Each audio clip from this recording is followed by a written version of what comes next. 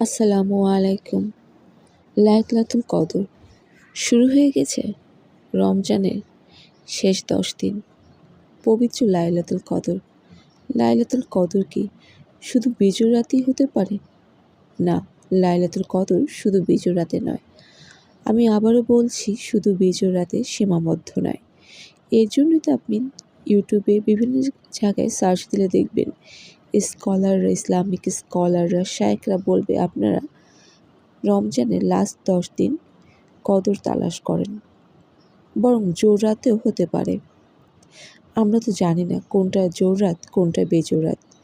রমজান মাস শেষ না হলে আমরা এটা বুঝতেও পারবো না যে কোনটা জোর রাত ছিল আর কোনটা বেজোর রাত ছিল।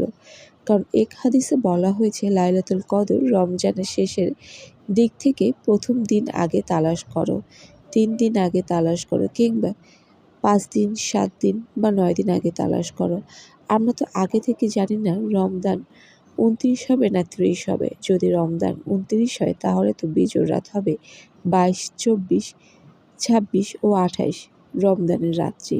এই জন্য লাইলাতুল কদর শুধু বেজোড় রাতে সীমাবদ্ধ নয় এবং জোর রাতেও হতে পারে।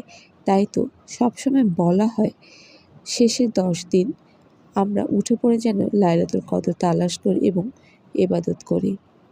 হাদিস অনুযায়ী যদি বলা হয়, রাসূল পাক সাল্লাল্লাহু আলাইহি সাল্লাম বলেছেন, তোমরা তো লাইলাতুল কদর রমজানের শেষ দশকে অনুসন্ধান করো। লাইলাতুল কদর শেষ দিকে হতে গণনায় নবম, সপ্তম বা পঞ্চম রাত অবশিষ্ট থাকে।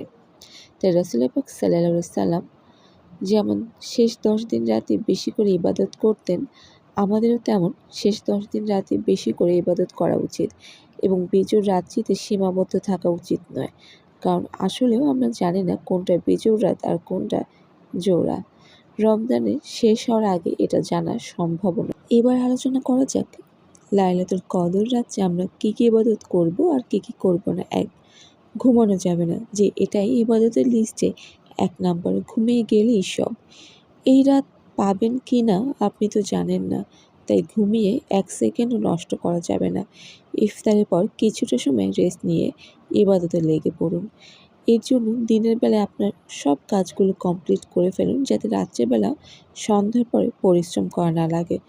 যদি কষ্ট হয় তাহলে আপনি আপনার ইফতারির পরে 1 ঘন্টা, আধা ঘন্টা ঘুমিয়ে পড়ুন। মোবাইলটা অবশ্যই ওই সময় দূরে রাখবেন।